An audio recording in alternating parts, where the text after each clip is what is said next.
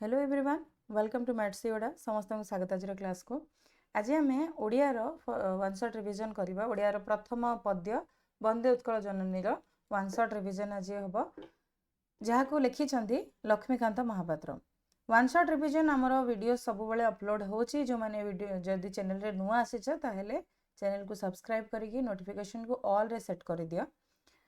तो आज आम आरंभ करवा वंदे उत्कल जननी कविता। तो मन रखियो पिला माने वंदे उत्कल जननी कविताटा केवल आम पढ़ीदबा कवितार केवल सारांश बुझीदबा सेतिकी काफी नुहे कारण जो एमसीक्यूज क्वेश्चन आछे से एमसीक्यू रे आमर तांकर जन्म तिथि तांकर मरण तिथि प्रायतः पचारे नाही जन्म तिथि निहाती भाबरे मन रखिबो ता सहित कवि परिचय जो रही से कवि परिचय को केबे भी भूल रे सुधा स्किप करिवो नाही कारण कवि परिचय भितरु आमर एमसीक्यू क्वेश्चन पड़ी थाए जदि बा कवि परिचय जदि कविता कथा कहवा कवि परिचय भितर तुम लंग क्वेश्चन आसबनी किंतु तार जो छोट छोट क्वेश्चन गुड़ाक जमी उपन्यास कौन थिला बा से कौ स्थान रे जन्म ग्रहण करथिले बा तांको बापा ना कौन थिला माँ ना कौन थिला एगुड़ाक सब क्वेश्चन पचारि दिए आउ मन रखिबो सब बेले जोठारे कि कवि परिचय अधिका देछि सेठी निहाती भाबरे गोटे कि दुटा क्वेश्चन आसीबो ही आसीबो सेहिथि पई ताको केबे भी भूल रे सुधा स्किप करिवो नाही मु सब बेले कहे आ आज भी कहूची। तो लक्ष्मीकांत महापात्र विषय में आमर ऑलरेडी गोटे पाठ अच्छी यार आमे प्रीवियसली यार पूरा वीडियो मध्य अपलोड होईची आज केवल वन शॉट करवा गोटे क्लास रे सब गुड़ाक सारिया चेष्टा करवा। तो ओडिशा रे आमे लक्ष्मीकांत महापात्र को कांत कवि नाम रे जानिछु एटा मन रखिबो कांत कवि एटा तुमर पड़िबो एमसीक्यू क्वेश्चन पड़ी पारे तांको को ना रे ओडिशा रे से परिचित अछंती कांत कवि होची तांकर परिचित ना बा तांको उपाधि दिया जाइथिला कांत कवि ये गोटे इंपोर्टेंट रहिला तांकर पैतृक ग्राम से जन्म होइथिले कोठी भद्रक निकटवर्ती तालपदा गाँव रे ये गोटे इंपोर्टेंट रहिला एमसीक्यू रे आसीबो। तापर आछि पूर्वरु से कोठी थिला पूर्वरु से अविभक्त बालेश्वर जिल्ला रे थिला एबे सेटा भद्रक जिले में अंतर्भुक्त कर बापा ना थिला चौधरी भागवत प्रसाद सामंतराय महापात्र माँ का ना थिला राधामणि देवी तांकर शिक्षा आरंभ होता से केवल गोटे जगह बस पढ़ी ना से कटक रे पढ़ी बालेश्वर रे पढ़ी कलिकतार रिपन कॉलेज रे नाम लिखाई कि कलिकता रिपन कॉलेज जो से ना लिखाई से देह असुस्थ है असुस्थ होबारु सेठू से फेरी आसी भारत को ओडिशा को पुणी थे जो देह खराब होता से देह खराब जोगु ही देहरे एमती गोटे दुरारोग्य व्याधि आरंभ हो गला जो दुरारोग्य व्याधि द्वारा से सारा जीवन विकलांग हो जाइथिले एवं तांकर भाग्यर विडंबना से समय ही परिवार लोक दूरे जाइथिले तांकर जड़े गुरु थिले पारिवारिक गुरु बाबाजी रामदास जे यही नाटा मन रखियो पिला माने गुरु बाबाजी रामदास सीए तांको प्ररोचना देइथिले कि तुमे भगवत प्रेम रे निजको संश्लिष्ट कर भगवान सहित जड़ित हुआ। तो ओडिया साहित्यर बहुविध विविध विभाग रे से लेखनी चालना करिसेंती से एका बेलके जड़े उपन्यासिक थिले गाल्पिक थिले प्रबंध मध्य लिखिसेंती प्राबंधिक मध्य थिले लालिका रचयिता थिले तथा अनेक गुड़ाए कविता संगीत सबु से रचना करिसेंती। तांकर कणामामू उपन्यास जहाँकि अति परिचित आज मध्य घरे घरे परिचित उपन्यास कणामामू ता सहित जीवन संगीत जोड़ा कि गोटे संगीत गुच्छ थिला एथिरे संगीत गुड़िकर संगीत संकलन कहि परिबा आमे। तापरे हमर आछि देही पदपल्लव मुदारम बोली तांकर गोटे गल्प संकलन मध्य थिला चटक चंद्रहास चंपू थिला जोटा कि गोटे हास्य रसात्मक लेखा थिला चटक चंद्रहास चंपू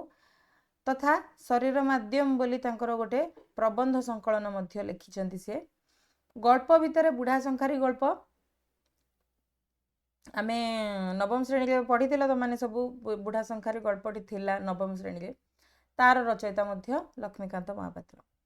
सबुथिरु वंचित करी ये गोटे कविता ये मध्य आज मध्य जनमानस परिचित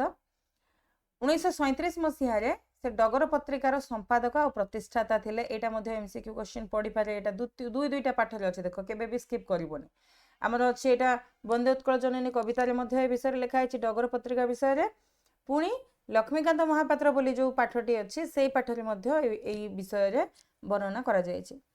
तो 1937 मसीह प्रकाशित होता डगर पत्रिका सी थे तार प्रतिष्ठाता और संपादक ଜାତୀୟତାବାଦୀ ଚେतना देशात्मबोध भावना ए दुईटा जाकर गोटे मिश्रण कहले चलिबो हमर वंदे उत्कल जननी कविता जहाकू आम ओडिशार राज्य संगीतर मान्यता मध्य दिया जायछि 2020 मसीह ताको राज्य संगीतर मान्यता दिया जायछि। तो ये है आमर कवि परिचय भितर इंपोर्टेंट पॉइंट्स जहाँकि मन रखा निहाती दरकार। तापर आम एबे जिबा आमर कविता मध्य को वंदे उत्कल जननी कविताटी एक प्रकार देशात्मबोध भावना को रंजित करुच्ची देशात्मबोध भावना को प्रदर्शन करुच्ची ता सहित आमर ओडिशार प्रत्येकटी क्षेत्र आमर प्रकृति तार जो वीर वीर पुरुष मानक कथा नाना प्रकार जोगी ऋषि मानक कथा विज्ञान क्षेत्र रे आमे केते आगो को जाइचु से विज्ञान कथा प्रत्येकटी क्षेत्र को एठी वर्णना करा जायछि। एठी केवल कला बा संस्कृति को नुहे कला संस्कृति विज्ञान ज्ञान कौशल नुआ नुआ टेक्नोलॉजीज सबु विषय को एठी स्थान दिया जायछि। देखियो प्रत्येकटी पदरे प्रत्येकटी छंदरे आमे किछि ना किछि भिन्न रकम जिनस से दर्शाउछन्ति। जेमति प्रथम ठारे देखिबो एटा केवल तांकर वर्णना करा जायछि। प्रथम जो तीनिटा धाड़ी अछि सेथिरे केवल माँ आमर मातृभूमि ओडिशा को उत्कल भूमि को केवल वर्णना करिसन्ति जे तुमर हस बहुत सुंदर और तुमर भाषा बहुत सुंदर बोली कथा अछि ना। आमर चारु भाषामयी जो कहा जाउछि आमे कहूँ आम ओडिया आम भाषा बढ़िया कथा अच्छी ना आम ओडिया आम भाषा बढ़िया कहीं आम भाषा बढ़िया बोली कह जाउछि आमर भाषाटा मधुर लगे शुणा प्रत्येकटी व्यक्ति को तार मातृभाषा ताकू सब बेले मधुर ही लगे आम जेहेतु ओडिया आमर मातृभाषा आमको बहुत बढ़िया लगे। तो वंदे उत्कल जननी कवितार प्रथम तीन धाड़ी देखिबो केवल वंदे माँ को वंदना करा जायछि आमर उत्कल जननी को वंदना करा जायछि एवं तार वर्णना स्वरूप तार हस भारी सुंदर एवं तार भाषा भारी सुंदर बोली कह जाउछि। अर्थात हे माँ जहार की जे कि अति सुंदर हसमयी एवं अति सुंदर भाषामयी से उत्कल जननी को से प्रणाम करिसंति। तापर देखिबो नेक्स्ट स्टांजा तमे देखिबो पूत पयोधि विधौत शरीरा तालतमाल सुशोभित तीरा शुभ्र तटिनिकूल शिखर समीरा एटा हमर को कथा कह जाउछि हमर कोस्टल एरिया कथा विशेष करी एटा कोस्टल एरिया को रिप्रेजेंट करूछि। कौन कहूँ आमर जदि देखिबो उत्कलर जो आमे मानचित्र देखिबो समुद्र निकटवर्ती रही किछि अंचल जोटा कि आमर समुद्र बेलाभूमि अंचल गुड़िक से समुद्र बेलाभूमि अंचल को प्रथमे वर्णना करा जायछि। पूत पयोधि पवित्र जल धारण करिछि तोर शरीर जे कि तो शरीर को धोई दउछि। पवित्र जलधारा समुद्रर पवित्र जलधारा सागरर पवित्र जलधारा तो शरीर को धोई दउछि। द्वितीय देखिबो ताल तमाल सुशोभित तीरा आमर जो तटवर्ती अंचल गुड़िक जो कोस्टल एरिया कथा कह जाउछि समुद्र निकटवर्ती अंचल गुड़िक सेठी आमे देखिबा विराट काय ताल गछ नडिया गछरे से भरपूर हेकी थाए। ताल तमाल गछरे तोर तट देश गुड़िक तीर अर्थात तट देश गुड़िक शोभा पाउछि। स्वच्छ जल धारण करिथिबा शीतल कणिका गुड़िक आमर जो समुद्र तटवर्ती अंचल से अंचलर समीर रे पवन रे खेली जाउछि। अर्थात एठी ह्यूमिडिटी कथा कह जाउछि। समुद्र निकटवर्ती अंचल समुद्रर जलकणा गुड़िक आमर जो परिवेश रे आमर वायुमंडल रे घेरी जाइछि जहा द्वारा कि शीतल पवन बहुचे। एटा तो आमे जानिछि साइंटिफिकली मध्ये देखिबा समुद्र निकट रे शीतल पवन थाए ना सेटा गोटे मॉडरेट क्लाइमेट सेठी हमकु देखिबा को मिले ना अति शीत ना अति उष्म से भलिया परिवेश हमकु सेठी देखिबा को मिले। कारण कौन हुए जेतेबेले दिन रे खरा हुए सेतेबेले समुद्रर जो ठंडा पवनटा से ता चारि पाख को घेरी जाए आउ राति रे जेतेबेले ठंडा हुए सेतेबेले चारि पाखर पवनटा समुद्र बाड़ को गति करे। तो सेथि पई बोधे समुद्र निकटवर्ती अंचल को आमे जदि देखिबा सेठी गोटे मॉडरेट क्लाइमेट देखिबा को मिले ना अति शीत थाए ना अति उष्म थाए। तो ये प्रथम तीन धाड़ी रे प्रथम स्टांजा आम द्वितीय स्टांजा विशेष करी ये लिखा जाइछि पवित्र जल धारण करिथिबा सागर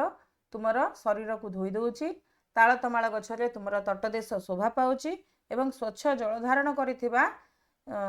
शीतल समीर शीतल पवन तुमर कूल अंचल रे खेली जाउछि। नेक्स्ट हमें देखिबो नेक्स्ट स्टांजारे घन घन वनभूमि राजित अंगे नील बुधरमाला साजे तरंगे कलकल मुखरित चारु विहंगे। एई स्टांजारे आमे देखिबा आमर जो बण पहाड़ अंचल से बण पहाड़ अंचल को एबे आसीछि आमर माळ अंचल जो कहूचे से माळ अंचल को एठी वर्णना करा जायछि। प्रथमे को अंचल को आगला जो आमर कोस्टल एरिया जो समुद्र निकटवर्ती अंचल तटवर्ती अंचल से बालेश्वर पुरी से अंचलटा को प्रथमे कुहागला। द्वितीय देखिबा एठी आमर माळभूमि अंचलटा को वर्णना करा जायछि कहीं ना से कहिसेंती घन घन वनभूमि राजित अंगे घंच निघंच बणरे तोर शरीर सुंदर देखा जाउछि नील रंगर जो बुधरमाला पर्वतमाला तरंग भली तो देहरे खेली जाइछंती आउ तो चारि पाखरे जो वनभूमि कुहा जाउछि घंच जंगल कुहा जाउछि तो एठी नाना प्रकारर सुंदर सुंदर विहंग मानकर मुखरित हो जाउछि तुमर तार जो कलकल शब्द रे तांकर किचरी मिचरी शब्द रे तो चारि पाख मुखरित हो उठुछि। द्वितीय स्टांजा हम जो एबे आलोचना कले एथिरे लिखा आइछि आमर माळ अंचल कथा घंच निघंच जंगल रे तोर अंग भरी जाइछि एवं नील रंगर पर्वतमालार तरंग सदृश तो देहरे सजई होइछंती कलकल शब्द रे छोट छोट किचिली मिचिली चढ़ईर किचिली मिचिली शब्द रे तो चारि पाख मुखरित हो उठुछि। तापर नेक्स्ट जीव एठी देखिबो तीनिटा जिनस को वर्णना करागला गोटे तो होछि सुंदरशाली सुशोभित क्षेत्रा ज्ञान विज्ञान प्रदर्शित नेत्रा जोगी ऋषिगण उट्टज पवित्रा।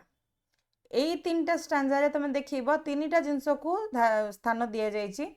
प्रथमे तो होछि चाष कथा कृषि कथा प्रथम धाड़ी रे दिया जाइछि कृषि कथा द्वितीय धाड़ी रे विज्ञान कथा दिया जाइछि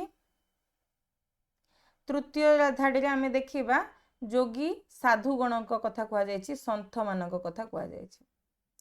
तो ए धाड़ी रे आमे देखिबा गोटे जिनस को नुह एठी तीन तीनटा जिनस को वर्णना करा जाइछि माने आमे देखिबा कृषि क्षेत्र रे मध्य ओडिशा उत्कल भूमि नाना ना कमेछि कृषि क्षेत्र रे मध्य से अग्रगति करि आसीछि जेबेठारु आमे माने हमर सिविलाइजेशन जेतेबे स्टार्ट हला समाज जेतेबे स्टार्ट हला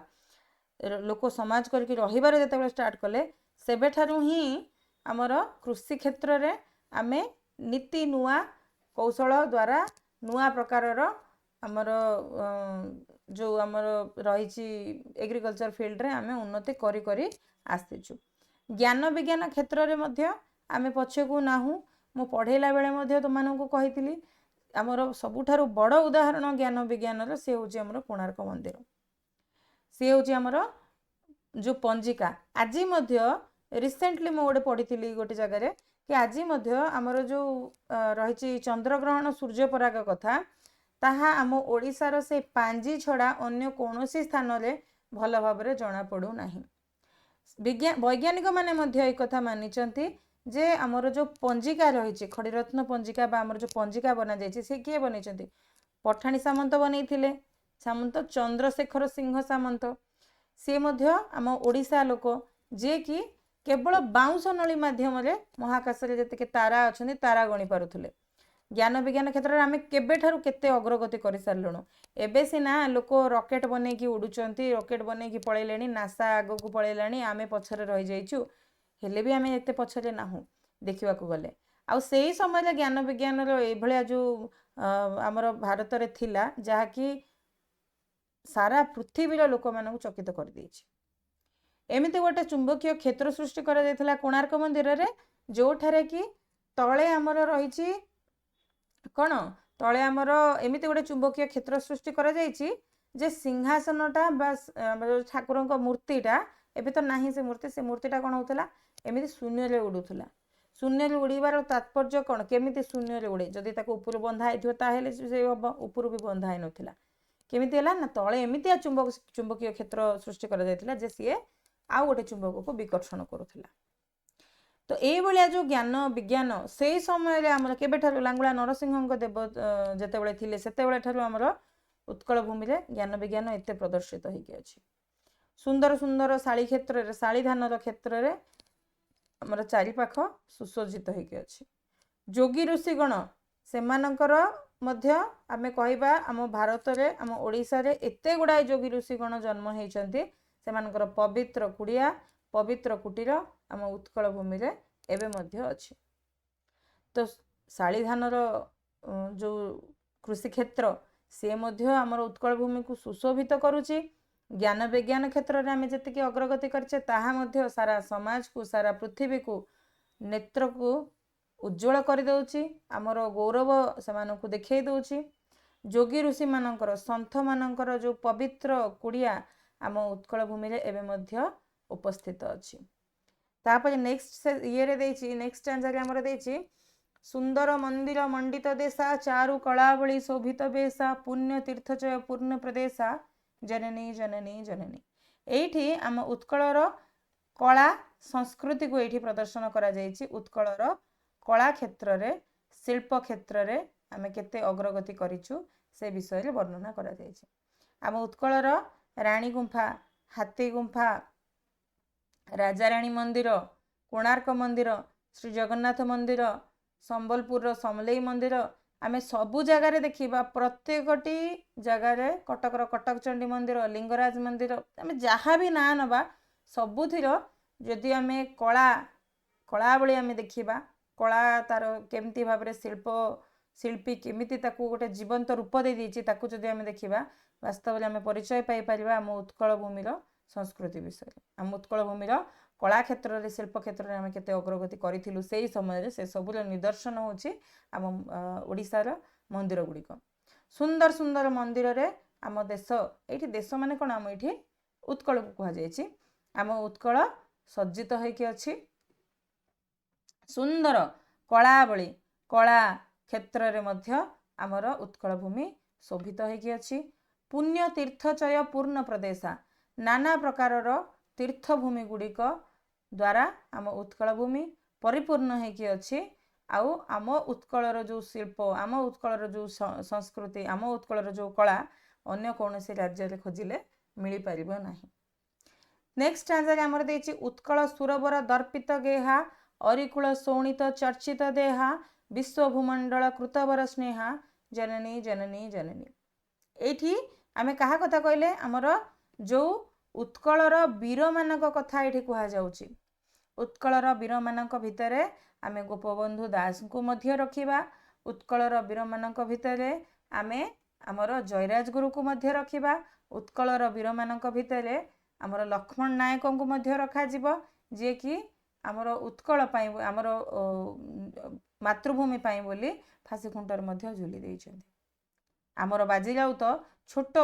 बयस रु 8 रु 12 वर्ष भितर मध्य तार जो बलशाली तार जो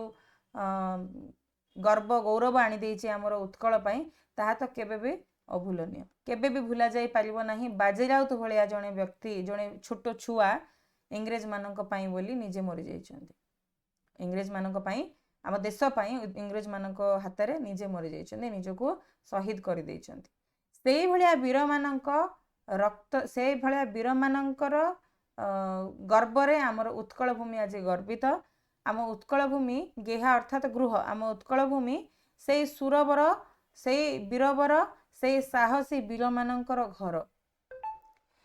पुणी ए वीर माने आमर उत्कल भूमि को उत्कल माटी को गौरवान्वित करबा पई उत्कल माटी को इंग्रेज मानक ठारू रक्षा करबा पई नाना प्रकार शत्रु आछन्ति बारंबार आछन्ति सेही शत्रु मानक ठारू निजको मुक्त करबा पई सब बेले चेष्टित थिले एवं शत्रुकूलर रक्त को आम माटी माँ देहरे से माने बोली देइथिले। तुम यदि इतिहासर पत्र ओल्लेब तुम ओल्टेब देखिब इतिहास रे देखिब इंग्रेज माने भारत को आसीबार प्राय 80 वर्ष पर्यंत से माने ओडिशा माटी को छुई पारि नथिले। मुगल माने मध्य सेमिति सारा भारत को से माने शासन करुथिले। इवेन भारतर चारि पाखरे जो छोट मोट देश गुड़िक अच्छन्ति जेमिति नेपाल कहवा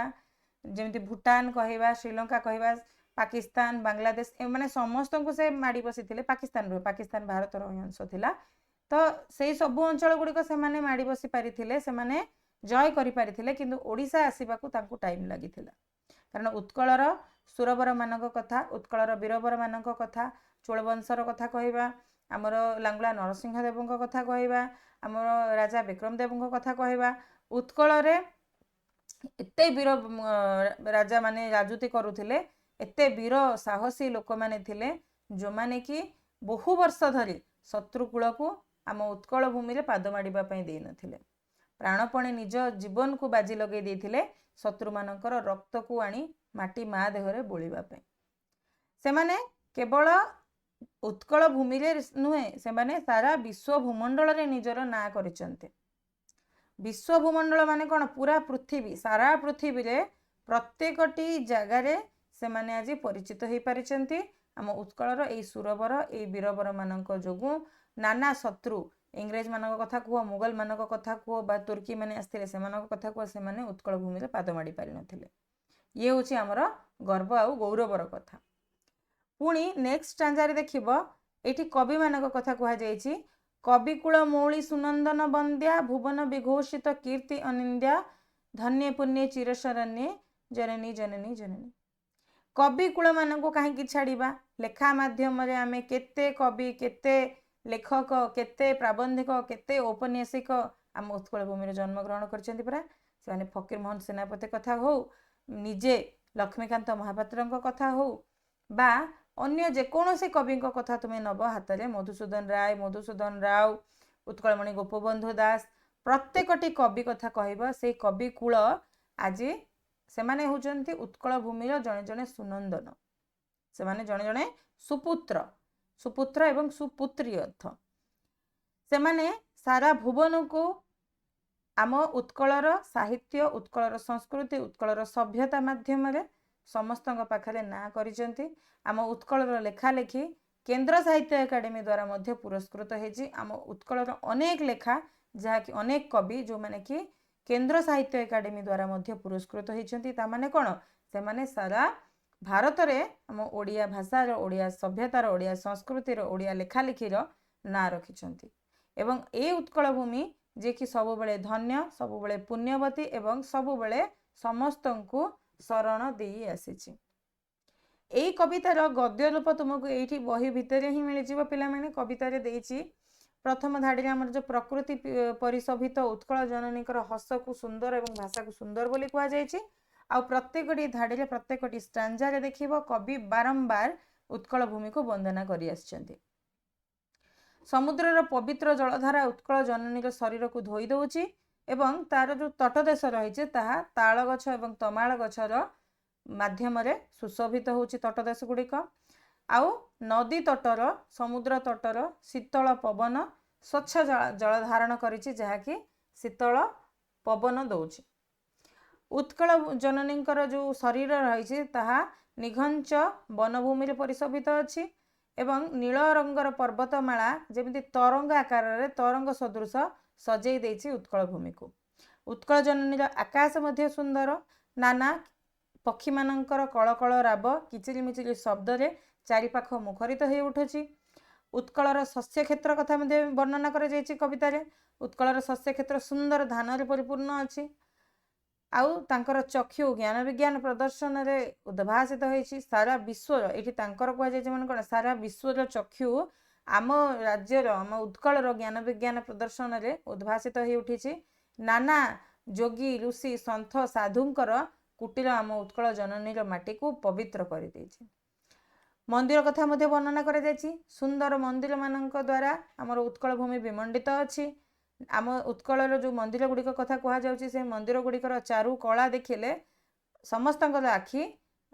काउरी हो उठे आज आम देखुचे आमर उत्कल भूमि जो मंदिर गुड़िक रही सेठाकू सारा विश्वर लोक आसिक देखिकी जाउछन्ती आमर जो सप्ताश्चर्य छाड़ी जदि आम आश्चर्य जिनस गुड़िक कथा कहवा आहरी मध्य अनेक आश्चर्य प्रदर्शन गुड़िक आम उत्कल भूमि समस्त को दे आसी अनेक पुण्यतीर्थ रे आम उत्कल भूमि परिपूर्ण हो उठी नाना वीर नाना योद्धा मानकर बासभूमि होउछि उत्कल भूमि जे कि शत्रु मानक वर्ष वर्ष धरी आम उत्कल भूमि रे पाद देबा पई बोली देई नथिले शत्रु मानक रक्त रे उत्कल भूमिर देह को से अनुरंजित कर देइछंती। सारा विश्व देखिब ओडिशार गुणी, ओडिशार ज्ञानी, ओडिशार विद्वान माने समस्तंकर स्नेहर पात्र हो उठिछंती। एमानकु छाड़िकी मध्य नाना कवि कवयित्री मानकर नाना सुपुत्र मानक द्वारा उत्कल भूमि वंदनिया। तार प्रशंसा तार कीर्ति जिते गाइले भी सरीबनी। से होची धन्या, से होची पुण्यवती, से धन्यवती, से पुण्यवती एवं सबुबले समस्तंकु शरणदात्री भावरे समस्तंक पाखरे नमस्य। ये होची हमर उत्कल वंदे उत्कल जननी कवितार वन शॉट रिविजन। यार देखिब तुमर जो रही आमे गद्य रूप पढ़िले से गद्य रूप को जदि गोटे थर पढ़ीदब ताहेले प्रत्येकटी प्रश्नर उत्तर तुम आराम दे पारिब। से सप्रसंग सरलार्थ हो बा दीर्घ उत्तरमूलक प्रश्न हो। सप्रसंग सरलार्थ रे आमे जहाँ एबे डिस्कशन कले केवल से जिनस ही आमको वर्णना करने को पड़िबो एवं दीर्घ उत्तरमूलक तो प्रत्येकटी प्रश्नर उत्तर सेम। आमे देखिबो 18 नंबर प्रश्न देछि वंदे उत्कल जननी कवितार उत्कलर वैशिष्ट्य उल्लेख कर। जहाँ लिखा आमे जो गद्य रूप पढ़िले से गद्य रूप ही एठी लिखा जिवो। वंदे उत्कल जननी एक मातृभूमि प्रशंसात्मक कविता। उक्तिटीर यथार्थता प्रतिपादन कर। सेम उत्तर लेखा हब पिला माने जहाँ आमर गद्य रूप अच्छी केवल सेतिकी। 20 नंबर क्वेश्चन दीची वंदे उत्कल जननी एक जातीयतावादी कविता विचार कर। दुईटा तीन जाकर अर्थ सेम। आम 19 नंबर 20 नंबर अर्थ कहवा गोटे हूँ मातृभूमि प्रशंसात्मक कविता आ गोटे हूँ जातीयतावादी कविता। दुईटा जाक सेम। तो केवल जदि गद्य रूपटा को तुम भल भाव आलोचना करदेव, भल भाव मन रखिदेव, ताहले संपूर्ण प्रश्नर उत्तर आराम से लिखिपार। से सरलार्थ हो बा दीर्घ उत्तरमूलक प्रश्न हो। तो आज क्लास टी को एठी एंड करवा। नेक्स्ट क्लास रे आउ गोटे चैप्टर वन शॉट रिवीजन करवा। Till then bye and take care.